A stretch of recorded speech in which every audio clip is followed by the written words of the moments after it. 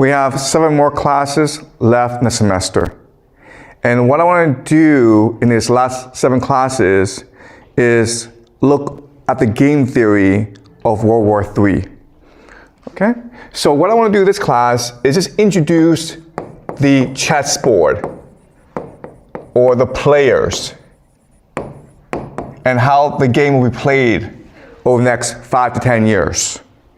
So the 2 major players in World War III are the United States and Russia. And right now, they are fighting a proxy war in the Middle East between Israel and Iran, where the United States obviously supports Israel, Russia supports Iran. And what's going to happen is that this war in the Middle East, it's going to spread out and it will engulf the entire world. Okay? So what I want to do today is look at the individual players, USA, Israel, Iran, and Russia, and explain to you who they are and how they will play this game. And once we understand their strategy, then it's going to be pretty easy for us to make certain predictions about how they will behave. So that's the first thing that I want to point out. The other thing that I'll point out is that there's a lot of people who believe that peace can be achieved, that this war is a temporary thing, and that once Donald Trump leaves office, once the United States divorces Israel, then peace will come to the world. And that's not true. Because on one hand, what's driving this World War III is a conflict between these 4 nations. But on the other hand, the other force that's driving this conflict is the internal tensions within these countries. So before, we looked at the idea of elite overproduction. And so the idea is that the elite are parasites that collect rent from the people. And so whoever who's in the elite can exploit other people. So there's competition to join the elite. And when you have too many people who are trying to join the elite, this creates internal conflict. And this is what's happening throughout the world today. So World War III, it's not just being driven by the disparities between these 4 nations. It's really being driven by internal politics within these countries. Okay? So let me put this in a very simple way. Right now, the people who run the world are transnational capital. Okay? And a very simple way of saying this is that if you're a rich person in Russia, you're incentivized to work with rich people in Iran, Israel, and the United States. And as a result, for the longest time, we've been able to achieve global peace and prosperity. But because they only get richer and richer, more powerful, this causes resentment among other elite forces in these countries. And so there are 3 major forces that oppose transnational capital within these 4 countries. Okay? So let's just list them. The first is, of course, nationalism. Right? There are people like Donald Trump and Vladimir Putin who believe that it's important to put their nation first, that globalism is hurting their own people and their own nation. Okay, that's one force that opposes transnational capital. Another force that opposes transnational capital is religion or orthodoxy. Okay? Why? Because capital believes that money is God. It is godless. It is secular. And it tries to create a multicultural, secular society in order to allow capital to pass through society easily, okay? That also allows capital to control and dominate society. So religion is opposed to transnational capital as well. Now the last force that's opposed to transnational capital is artificial intelligence, okay? AI. Why? Because right now, money is what structures society. And artificial intelligence wants to replace money as the force that structures and centers society. Okay? So in other words, what's happening is that there's a civil war going on in the world where right now transnational capital is dominant, and transnational capital is represented by Wall Street and City of London. And there are these three forces, nationalism, religion, and technology, that oppose transnational capital. And so what's going to happen over time is that they will form an alliance to defeat transnational capital, okay? And so this is already happening in America, where these three forces come together and they support Donald Trump.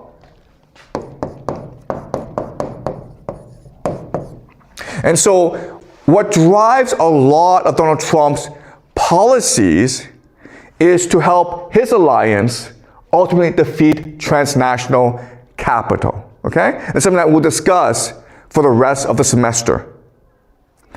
So, another thing that I'll point out is this. Okay, internally, there is this civil war going on, but externally as well, there are forces that drive these nations to war.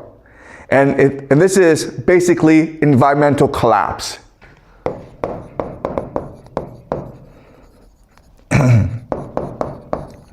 So for the past few decades, we humans have been very lucky in that there have been no major ecological disasters. But if you look at human history, weather patterns fluctuate, okay? So many speculate that we are heading towards a time of extreme weather patterns. That means that it becomes harder to grow food. It means it's harder to access energy.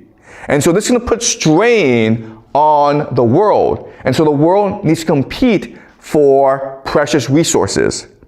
And quite honestly, we are going to probably approach a time in human history when famine, it will be much more common.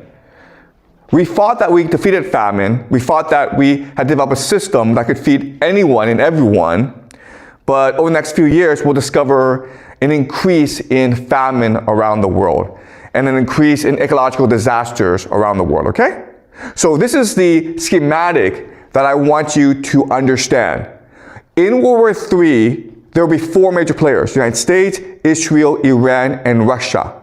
And they are competing for global dominance. No one will win, but the conflict among these four nations will drive geopolitics for the next 5 to 10 years. This conflict is driven not just by disputes among these countries, it's mainly driven by internal civil discord within these countries. The two forces are the transnational capital versus a coalition of nationalists, religious people, as well as tech people, okay? And they have their champions. So in America, they have Trump. Transnational capital is represented by Carney, Mark Carney. We'll talk more about him later, okay? Mark Carney is currently the Prime Minister of Canada. Okay, so they have their different champions, and they're gonna fight this war. Now, one question that you're going to have, which is the most obvious question, is, yeah, but what about everyone else, right? What about China?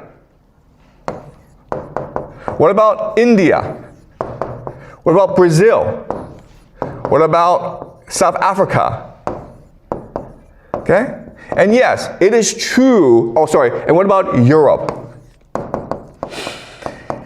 And Japan, right?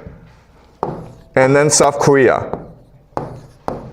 And while it is true that these are major economies with a lot of people And it is true that they could, in theory, have great militaries.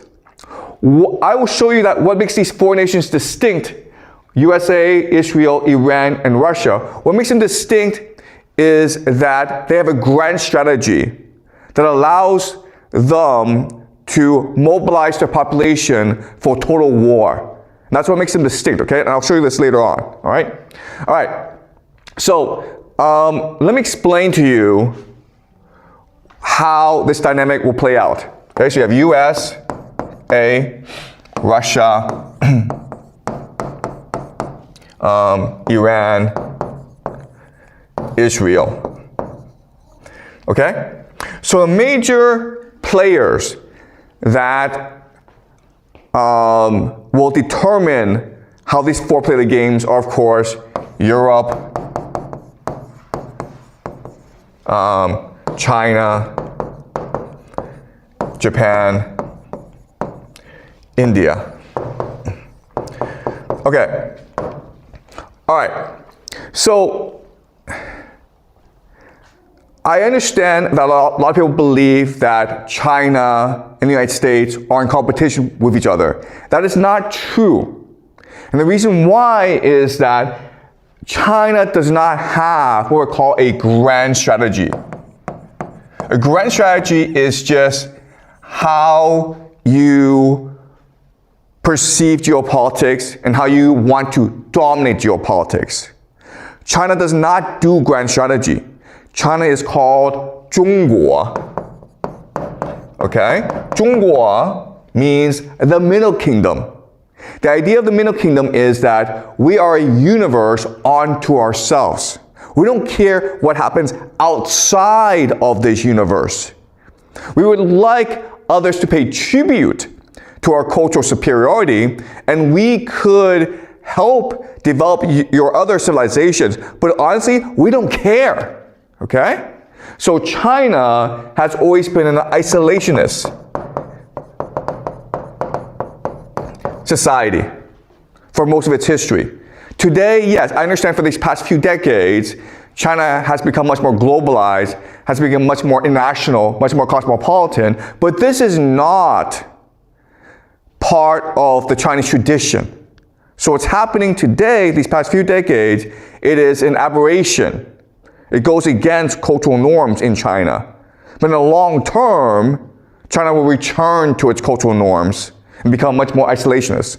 So China doesn't really matter in the great scheme of things, okay? The same is true for India as well.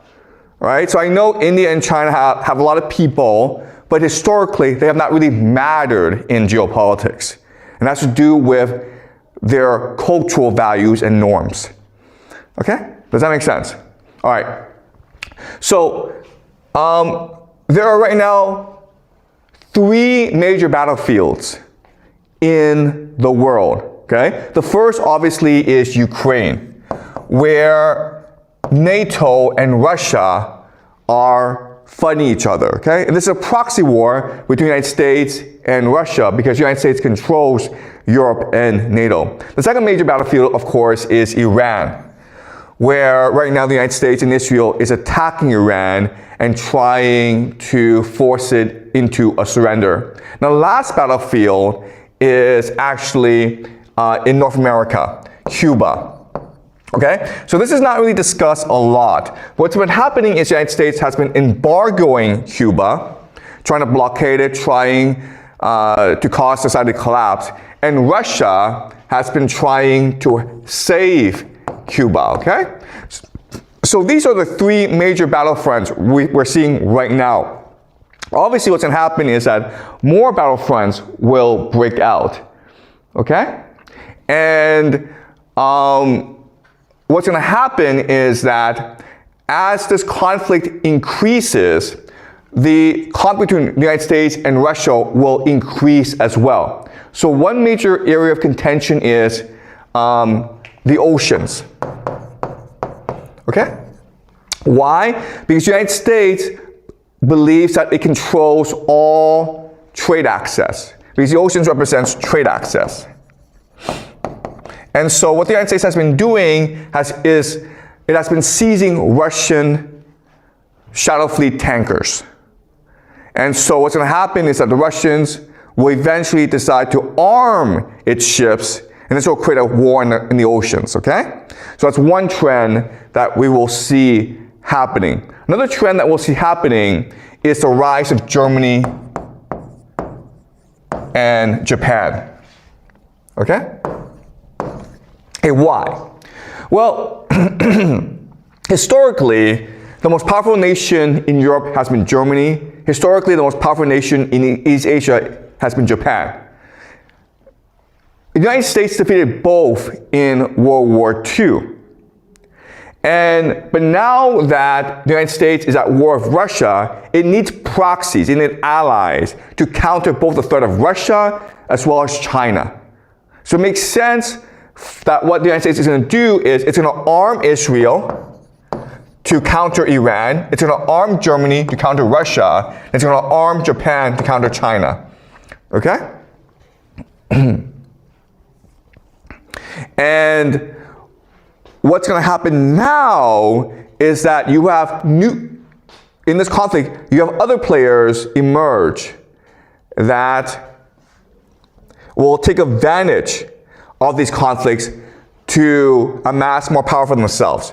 So think about North Korea in East Asia, okay? Because North Korea, it's a military society, and it can threaten South Korea, Japan, and China, okay? Then in Europe, you have Poland. In the Middle East, you have Turkey. Okay? So these nations are going to try to navigate all this chaos in order to amass more power for themselves. So in other words, what's going to happen is complete chaos in World War III. Okay? And it's something that we'll discuss more concretely for the rest of the semester. All right?